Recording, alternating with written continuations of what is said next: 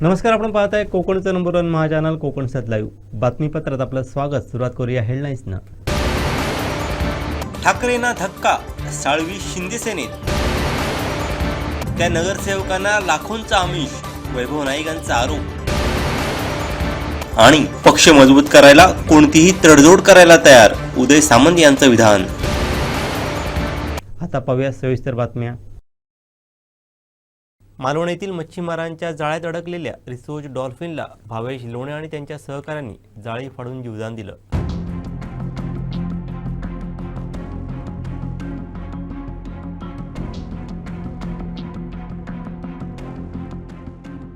मालवण झालझुल दांडी येथे मच्छीमार भावेश लोणे, कौशल पराडकर, सचिन प्रभू हे मासेमारीसाठी गेले असता त्यांच्या जाळ्यात समुद्री संरक्षित प्रजातीमधील रिसोज डॉल्फिना आढळला. भावेश यांनी आपली जाळी तोडून या समुद्री संरक्षित प्रजातीमधील रिसोज डॉल्फिनला जीवदान दिलं.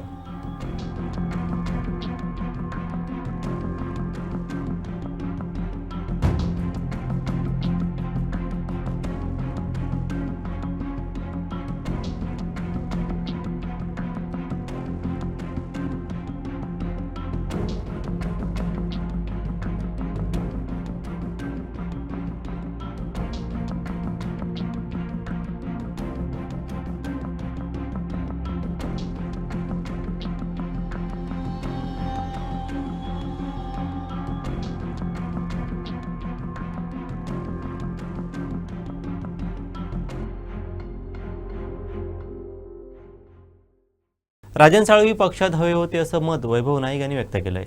राजन साळवी हे आज पक्षप्रवेश करतायत. ते खरं तर जुने शिवसैनिक होते. मी पण त्यांच्याशी बोललो की तुम्ही शिवसेनेतच राहा. आज जरी वेळ हे असेल तर योग्य वेळी पुन्हा आपली वेळ येईल. पुन्हा आपण कार्यकर्त्यांना उभं करूया. तुमच्यासारखे कार्यकर्ते फक्त सत्ता आणि पदेसाठी कधी नव्हते आणि यापुढे नसणार अशी आमची खात्री आहे. परंतु त्यांनी सांगितलं की पक्षातल्या लोकांचाच माझ्यावर विश्वास नाही. मी विधान परिषदेला मतदानच केलं नाही असं पक्षातल्या काही लोकांचं म्हणणं आहे आणि त्यांच्या भूमिका वरिष्ठांनी ऐकल्या आहेत. त्याबाबत काय निर्णय झाला याची मला माहिती नाही. परंतु राजन साळवी पक्षामध्ये राहिले पाहिजे होते. आता गेले तर तो त्यांचा प्रश्न आहे. परंतु मी मात्र शिवसेनेबरोबर उद्धव बाळासाहेब ठाकरेंबरोबर सामान्य शिवसेनेबरोबर राहणार आहे. ते आता राजकीय त्यांचे प्रश्न आहेत. शेवटी त्यांच्या पक्षाची भूमिका ते ठरवू शकतात आणि त्यामुळे त्याच्याबद्दल मला काय बोलायचं. राजन साळवी हे आज पक्षप्रवेश करतायत. ते खरं तर जुने शिवसैनिक होते. मी पण त्यांच्याशी बोललो की तुम्ही शिवसेनेतच राहा. आज जरी वेळ हे असेल तर योग्य वेळी पुन्हा आपली वेळ येईल. पुन्हा आपण कार्यकर्त्यांना उभं करूया. तुमच्यासारखे कार्यकर्ते फक्त सत्ता आणि पदेसाठी कधी नव्हते आणि यापुढे नसणार अशी आमची खात्री आहे. परंतु त्यांनी सांगितलं की पक्षातल्या लोकांचाच माझ्यावर विश्वास नाही. मी विधान परिषदेला मतदानच केलं नाही असं पक्षातल्या काही लोकांचं म्हणणं आहे आणि त्यांच्या भूमिका वरिष्ठांनी ऐकल्या आहेत. त्याबाबत काय निर्णय झाला याची मला माहिती नाही. परंतु राजन साळवी पक्षामध्ये राहिले पाहिजे होते. आता गेले तर तो त्यांचा प्रश्न आहे.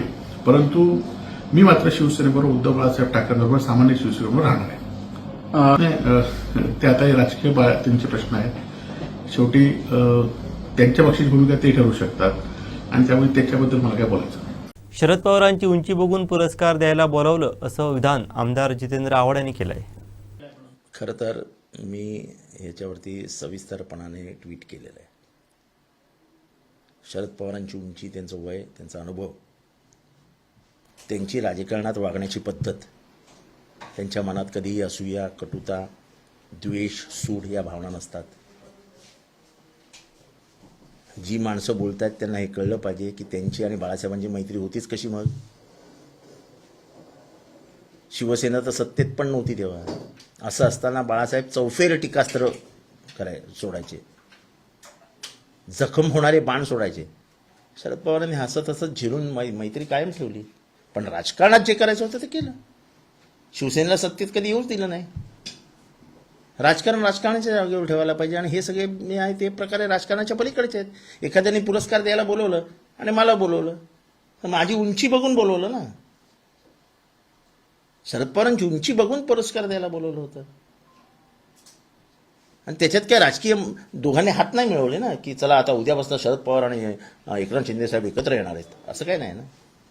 एवढं काय बोलायचं काय कारण नव्हतं. मला वाटतं उगाच परंतु तुम्ही एक ट्विट केलं सूचक की हम करे तुम करे तो रासलीला हम करे तो हे असं आहे की तुमची लोक नाही का जाऊन भेटत देवेंद्र फडणवीसांना? नाही भेटत का?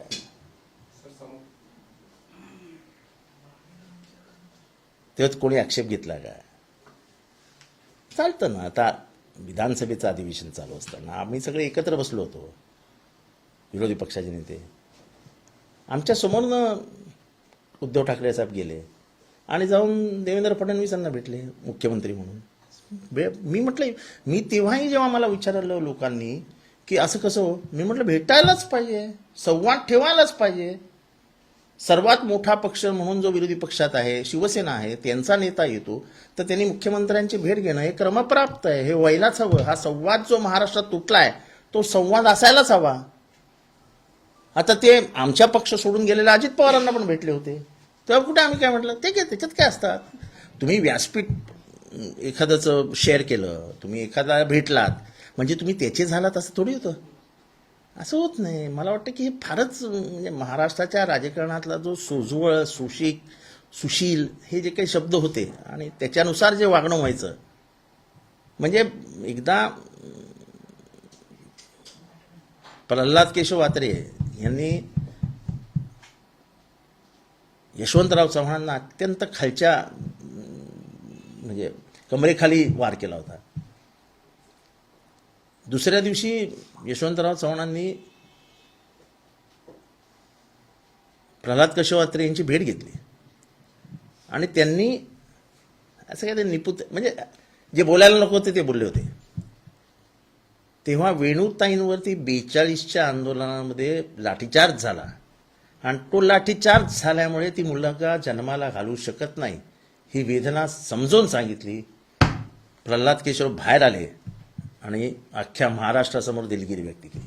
आणि त्या उंचीचं राजकारण महाराष्ट्राने बघितलं. काय बघतोय आपण? हे कोणालाही उचलायचं, जेलमध्ये टाकायचं, कोणालाही उचलायचं, फालतू केसमध्ये फसवायचे, पोलीस घरी पाठवायचे, जेलमध्ये टाकण्याचा प्रयत्न करायचे, वकील लावायचे सुप्रीम कोर्टामध्ये, 20-20 लाख रुपये फिया द्यायच्या. पण ह्याचं राजकारण संपवा, हे तर आम्ही अनुभवतो ना. आणि शरद पवार हे उदाहरण आहेत की ह्या राजकारणाला छेद देणार. हा दुश्मनाच्या फीस सुद्धा, वकिलाच्या फीस सुद्धा भरण्यापर्यंत लोकांची मजल जाते. अच्छा, हा जितेंद्रचा दुश्मन आहे का? हा कोर्टात आहे का? त्याला बोलून गे रे, हे गे रे 20 लाख रुपये, लढकेस. पण मूळ प्रश्न यातून उभा राहतोय की महाविकास आघाडी अजून देखील त्याच ताकदीनं पुढे उभं राहणार आहे का, ज्या पद्धतीने असं आता टिप्पणी केली? थोडेफार मतभेद असतातच आणि ह्या मतभेदातनं अजून मनं साफ होतात. मला वाटतं ह्याच्यातनं खूप लोकांची मनं साफ होतील की वैयक्तिक वैर नाही टिकत हो. माझं आणि कोणाचं पटत नाही म्हणून शरद पवारांनी त्याच्या लाच घालावी, हा अपेक्षा करणंच चुकीचे आहेत. नाही होत तसं. हे असं कसं असं असतं का राजकारणात? संजय राऊतांसारख्या एवढ्या खासदार पदावर पोहोचलेल्या, ठीक संपादक आहे, असलेल्या थोडासा व्यक्तींनी त्यांचा या गोष्टींचं भान मला ठेवायला मला नको का? मला मलाही ह्या गोष्टीचं हे आहे की त्यांच्या मनामध्ये शिवसेना फोडणं आणि सरकार पाडण्याच्या वेदना खूप आहेत, हे अमान्य करून चालणार नाही.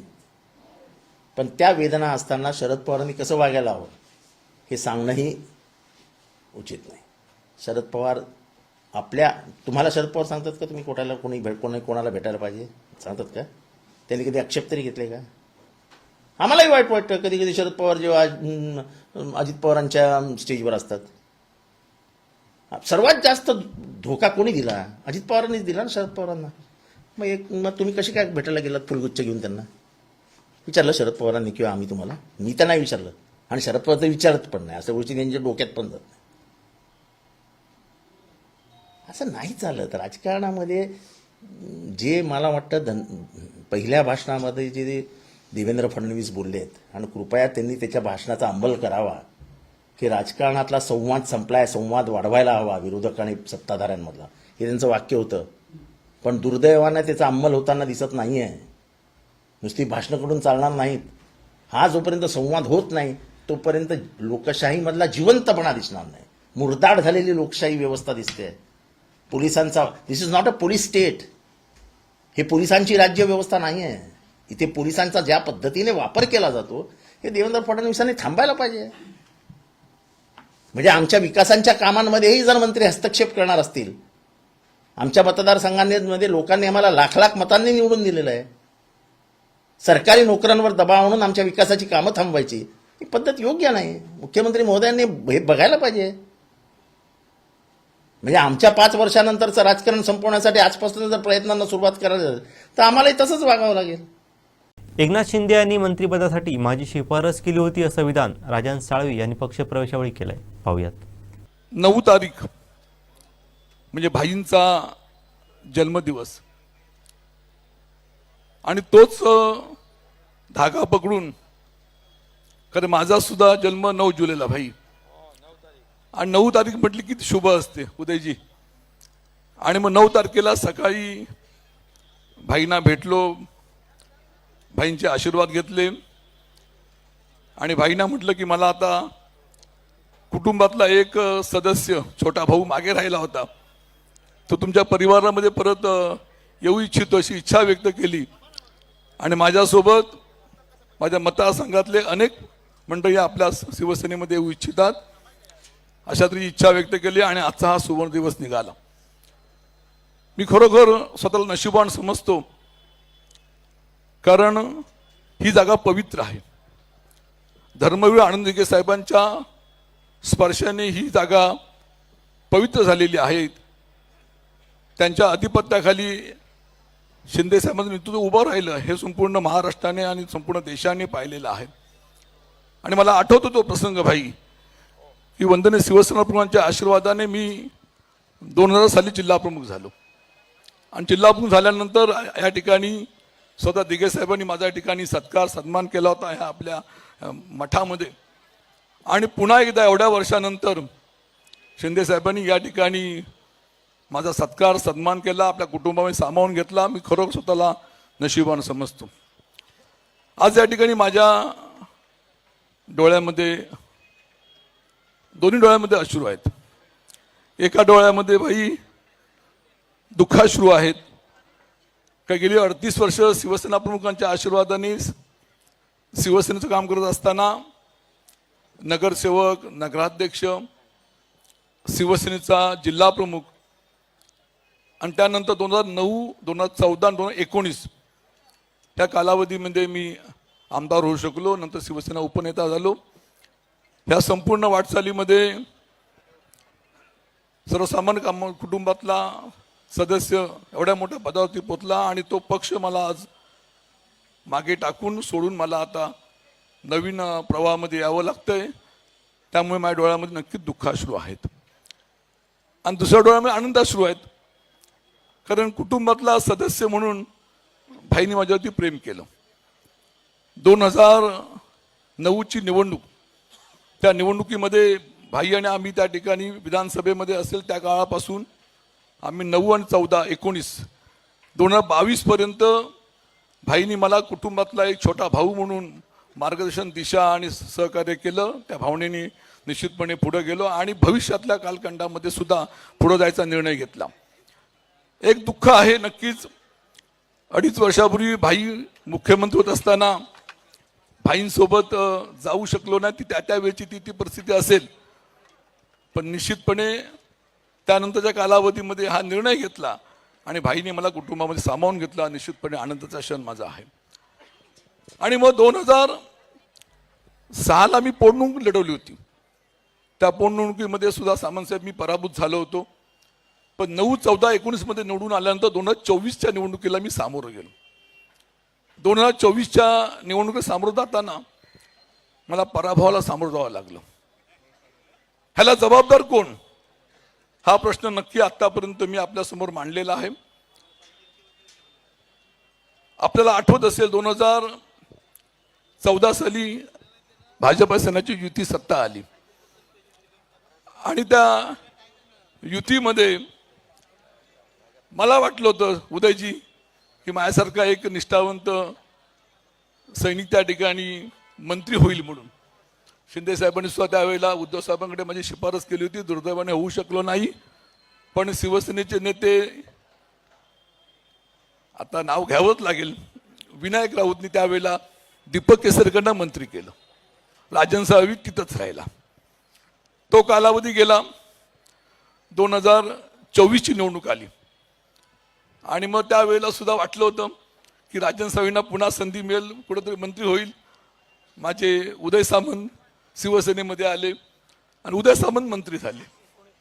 2019ला मंत्री झाले आणि मग 2024ला चला वाटलं होतं, मी भाईंना म्हटलं की महाराष्ट्रामध्ये परिवर्तन झालेलं, त्यामुळे नक्की सत्ता महाविकास आघाडीची येणार आणि राजन साहेबांचं चुकलेलं हुकलेलं सर्व मंत्रिपद पुन्हा मिळणार.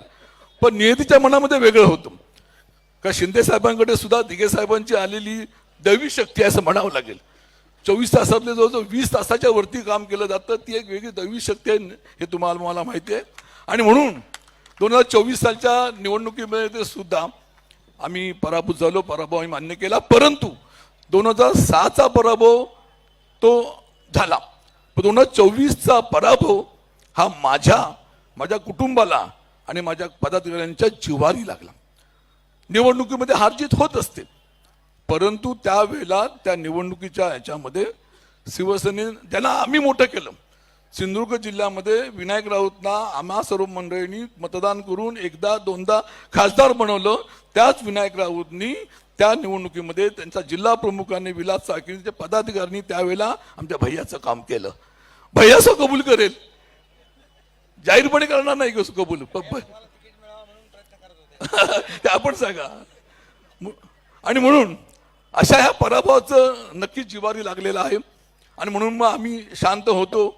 आणि म्हणून त्यानंतरच्या काळामध्ये आम्ही ठरवलं की पुन्हा एकदा एक आमचं वाट चुकलेला भाऊ कुटुंबाच्या बाहेर गेला होता, परत भाईंनी कुटुंबामध्ये मला घेतलं, छोट्या भावासारखं प्रेम केलं आणि आज मी आपल्या सर्वांच्या उपस्थितीमध्ये भाई त्या ठिकाणी म्हणजे आपण म्हटलं जातं दुधामध्ये साखर पडली की दूध मधुर होतं, तसं ह्या राजापूर लांजा विधानसभा मतदारसंघामध्ये जिल्ह्यामध्ये आज आम्ही सर्व मंडळींनी पुन्हा याच्यामध्ये आल्यामुळे दूध मधुर झालेलं आहे. तर भविष्यातल्या कालखंडामध्ये ह्या जिल्ह्यामध्ये 100% शिवसेनाच होणार हे या ठिकाणी सांगू इच्छितो. जाता आता एकच आपल्याला सांगू इच्छितो की आज आपण पाहिलं असेल गेले आठवडाभर राजन साहेबांना विधान परिषद देणार, राजन साहेबांना महामंडळ घेणार. हे मी बोलत नाही, हे मीडियाच्या माध्यमातून सांगितलं जातंय. पण भाईंना मी एवढंच नम्रपणे सांगेन की मला शिवसेना पक्षाच्या माध्यमातून आपल्या मार्गदर्शनाखाली आपल्या आश्वाने सर्व काही मिळालंय, मला काही नको, मी अत्यंत समाधानी आनंदी आहे. परंतु भविष्यातल्या कालखंडामध्ये या भागामध्ये संघटना वाढवणं मोठं करणं आमचं आद्य कर्तव्य राहील.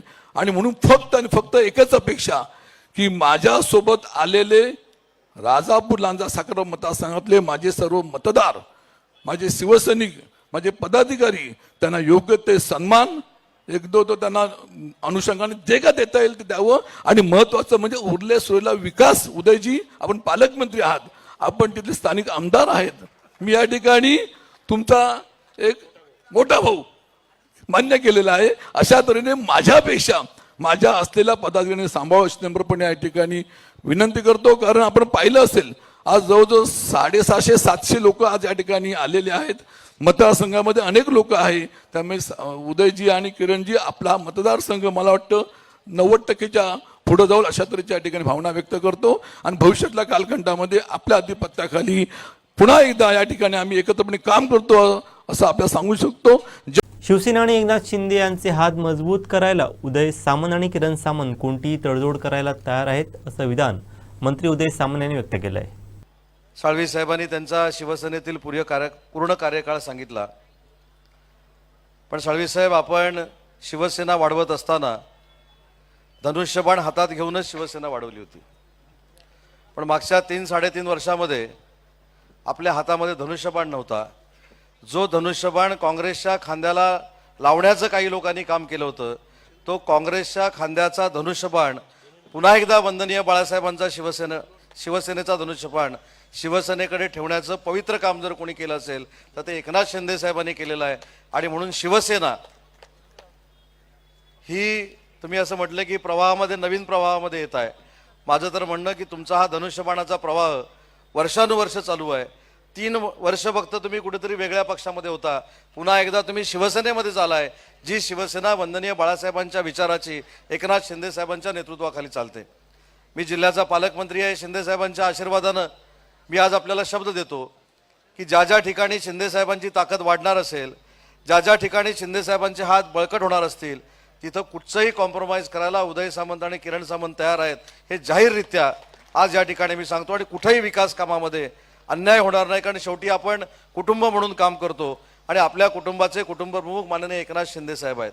मगाशी आपण असं म्हटलं की विकास कामं तर आपल्याला करायची आहेत, पदं देखील आपल्या सगळ्यांना द्यायची आहेत, परंतु हे सगळं करत असताना मगाशी तुम्ही जे सांगितलं ते माझ्या दृष्टीनं महत्त्वाचं आहे की पूर्ण रत्नागिरी जिल्हा हा पूर्ण भगवामय आणि धनुष्यबाणाचा आपल्याला करायचा आहे.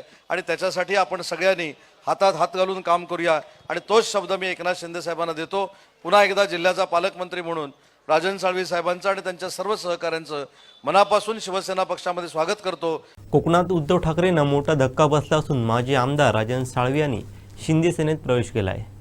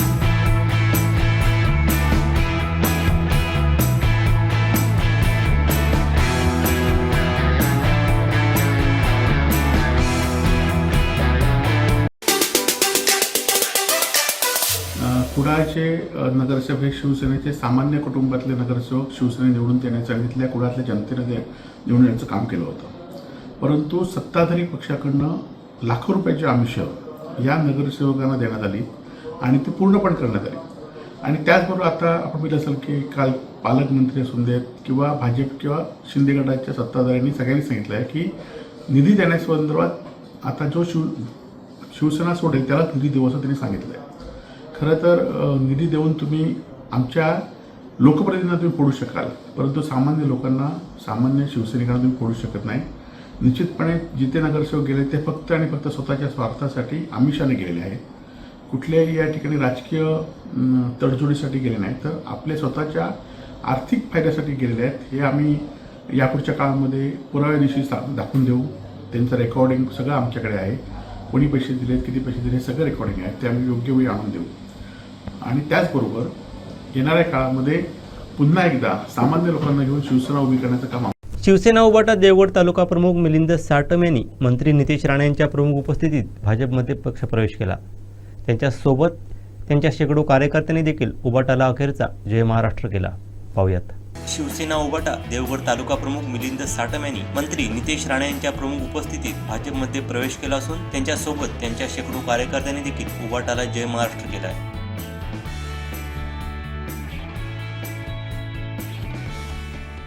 कारण एवढंच आहे की आपल्या पक्षात बीजेपीमध्ये जी काय कामाची त्यांची पद्धत आहे राणेसाहेबांची, हे इव्हन आपल्या ह्या जिल्ह्यामध्ये कुठेच नव्हती. ते आत्ता त्या पद्धतीने ते करतायत. त्यांची पद्धत बघून आम्ही सर्व कार्यकर्ते आणि आम्ही स्वतः त्या प्रवेशाला इथे आलो. आज मुहूर्त म्हणजे खूप दिवस चाललं होतं असं राजीनामा दिल्यानंतर त्याच्यापूर्वीसुद्धा, पण माझं मन चालत असं होत नव्हतं की सगळे कार्यकर्ते आपल्यावर आले पाहिजे. आपण एकटं जाऊन टक्केवारी बंगल्यावरती जाऊन प्रवेश करता आला असता, पण कार्यकर्ते आल्यानंतर जी एक मजा येते वेगळी, एक त्यांची कामाची पद्धत हे सगळं बघून त्या लोकांचं पण वैयक्तिक माझ्यावरचा विश्वास ठाम झाला की बाबा खरोखर मिळसाठी माननीय मंत्री साहेब नेतेजी राणे साहेब यांच्या विश्वासात हे लोक कामं करतील आपली आणि पुढच्या वाटचालीसाठी त्यांनी शुभेच्छा पण. आज जवळजवळ 130च्या आसपास लोक आज प्रवेश केले. देवगड तालुक्यामध्ये चालू आत्ता आज झाले जवळजवळ 1000 लोक जवळजवळ बीजेपीमध्ये प्रवेश झाले, इव्हन ती उभाटाची असतील. आणि ठराविक आमच्या शिरगाव जिल्ह्यामध्ये किंजवडी जिल्ह्यामध्ये असे आणि जवळ 200-250 लोक आहेत, तर त्यांचाही प्रवेश घ्यायचा आहे. काय नाराजी म्हणण्यापेक्षा आता का आपल्याला पटलं नाही, काय गोष्टी थांबल्यात, कामांची अडचण आहे, त्याच्यामुळे आम्ही तो निर्णय घेतला. सावंतवाडी दादर तुतारी एक्सप्रेसच्या देखभालीसाठी असलेले मनुष्यबळ कमी करण्यात आले. या गाडीसाठी यापूर्वी 8 कर्मचारी तैनात होते, पण त्यांना कमी करण्यात आल्यानं 3 कर्मचाऱ्यांवरच संपूर्ण तुतारी एक्सप्रेसची स्वच्छता व्यवस्थेची जबाबदारी आहे. यामुळे एक्सप्रेसमध्ये अस्वच्छतेचं साम्राज्य निर्माण झालं आहे. पाहूयात.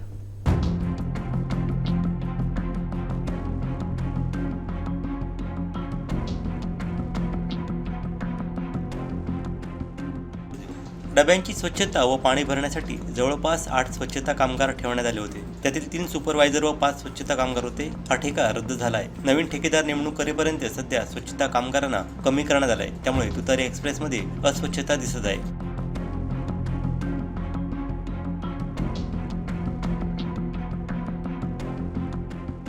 शिमगा होळी सण तोंडावरती असून त्याआधी ही परिस्थिती सुधारावी अशी मागणी होत आहे. अस्वच्छतेबाबत प्रवाशांकडून तीव्र नाराजी व्यक्त केली जात आहे.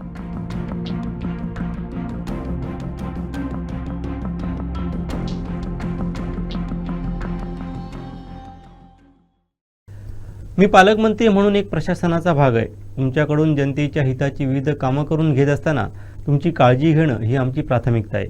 आपल्यामध्ये असलेली जिद्द, चिकाटीपणा, आत्मविश्वास, खेळाडूवृत्ती, निर्णय घेण्याची क्षमता या सर्वांना वाव देण्यासाठी या स्पर्धांचा आपल्याला फायदा होईल. त्या क्षणाला योग्य पद्धतीने निर्णय घेतला तर आपण ही स्पर्धा जिंकू शकतो. हा भाग आपल्या प्रशासकीय यंत्रणेत आणावा असं आवाहन महाराष्ट्र राज्याचे महसूल व बंदर विकास मंत्री नितेश राणे यांनी वेंगुर्ला येथे बोलताना केलं. पाहूयात.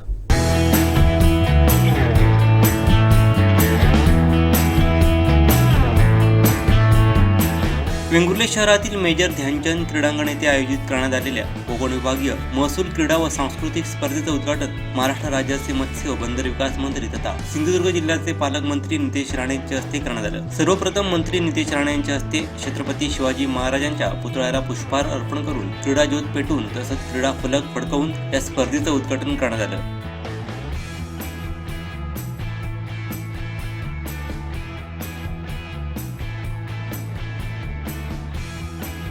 यावेळी व्यासपीठावर महसूल विभागीय आयुक्त डॉक्टर राजेश देशमुख, सिंधुदुर्ग जिल्हाधिकारी अनिल पाटील, मुंबई उपनगर जिल्हाधिकारी राजेंद्र क्षीरसागर, ठाणे जिल्हाधिकारी अशोक शिंगारे, पालघर जिल्हाधिकारी गोविंद बोडके, रायगड जिल्हाधिकारी किशन जावळे, जिल्हा बँक अध्यक्ष मनीष दळवी, जिल्हा नियोजन समिती सदस्य सचिन वारालकर, दिलीप गिरब यांच्यासहित महसूल विभागाचे अधिकारी कर्मचारी उपस्थित होते.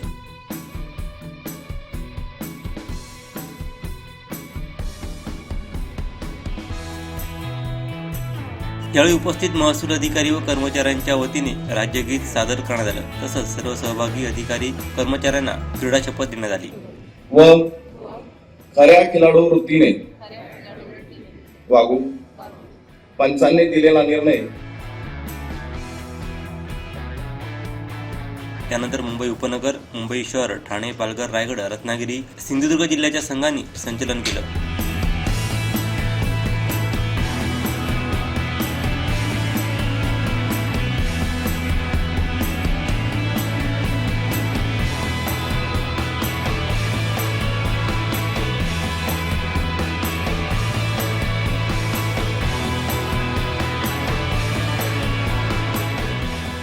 वेंगुर्ले तहसीलदार ओमकार उतरे यांनी प्रतिनिधित्व करत क्रीडा ज्योत पालकमंत्री नितेश राणे यांच्याकडे सुपूर्द केली. त्यानंतर पालकमंत्री नितेश राणे यांच्या हस्ते बलून सोडून व झेंडा दाखवून स्पर्धांना सुरुवात करण्यात आली.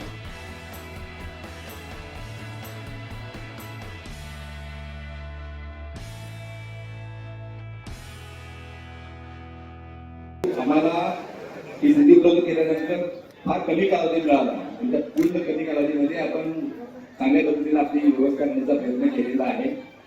काही दुसरे आले तर आपण त्यांना माफ करावं मला. आणि या आयोजन करण्याच्या मध्ये आम्हाला म्हाडा आणि नगरपालिका वेंगुर्लेचं खूप चांगलं सहकार्य मिळालेलं आहे. त्यांची मी धन्यवाद मानतो याच्यामध्ये. आणि पूर्ण 3 दिवसामध्ये आपण हा कार्यक्रम एन्जॉय करावा. चित्रदुर्ग जिल्हा हा पर्यटन जिल्हा आहे, या अनुषंगाने आपण या पर्यटनाचा लाभ पण घ्यावा, तो वेगळ्या ठिकाणी भेटी पण द्याव्या. आम्ही चित्रदुर्गमध्ये काय काय यायचं डिस्प्ले केलेला आहे प्रत्येक आपल्या पूर्ण ट्रॅकवरती, त्यामुळे या गोष्टीचा पण आपण लाभ घ्यावा आणि हा कालावधी एन्जॉय करावा. आणि एन्जॉय करून आपल्या पूर्ण वर्षाच्या कालावधीमध्ये थंडीचा आपल्याला एक उत्साह घेऊन जावा अशी मी अपेक्षा करतो.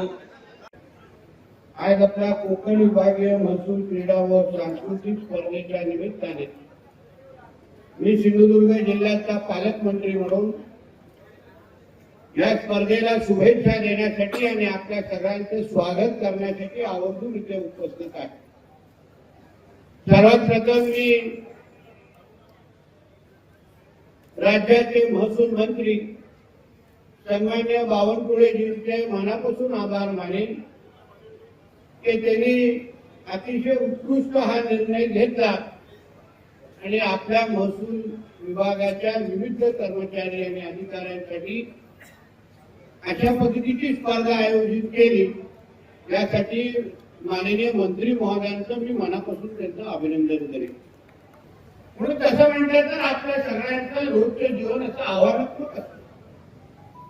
बाहेरून बघायला सगळ्या गोष्टी सोप्या वाटतात.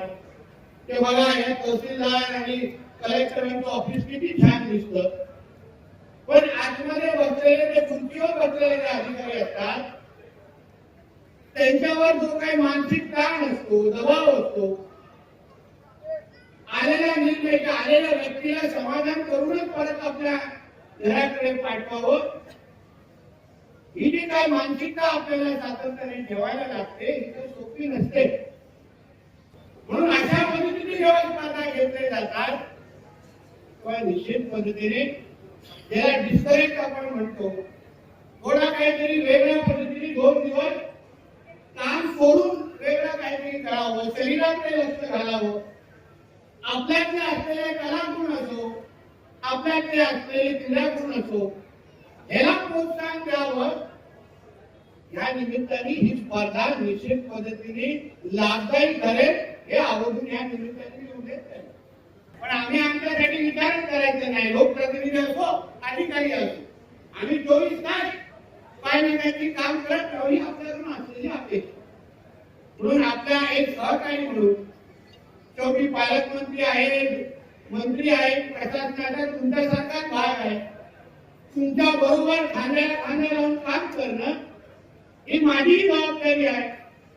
तुमच्या बरोबर काम करून घेणं ही माझी जबाबदारी असल्यामुळे तुमची काळजी घेणं ही पण आमची लोकांची प्राथमिकता आहे हे या निमित्ताने दिसून आले. आपल्याकडे असलेलं जिद्द, चिकाटीपणा, आत्मविश्वास, स्पोर्ट्समॅन स्पिरिट, निर्णय घेण्याची क्षमता, या सगळ्या पण गुणांना वाव देण्यासाठी एक क्रीडाच्या निमित्ताने आपल्याला निश्चित पद्धतीने फायदा होईल. म्हणून या खेळाच्या निमित्ताने या सगळ्या गुणांना आत्मसात करण्याचा प्रयत्न आपण सगळ्या जणांनी करावा एवढी विनंती या निमित्ताने मी करेन. शेवटी ठळक घडामोडी पुन्हा एकदा. ठाकरेंना धक्का, साळवी शिंदे सेनेत. त्या नगरसेवकांना लाखोंचा आमिष, वैभव नाईकांचा आरोप. आणि पक्ष मजबूत करायला कोणतीही तडजोड करायला तयार, उदय सामंत यांचं विधान. बातमीपत्रात वेळ दिली ते थांबण्याची. पाहत राहा बदलत्या कोकणचा बुलंद आवाज. कोकणचा नंबर 1 महाचॅनल कोकण सात लाईव्ह. धन्यवाद.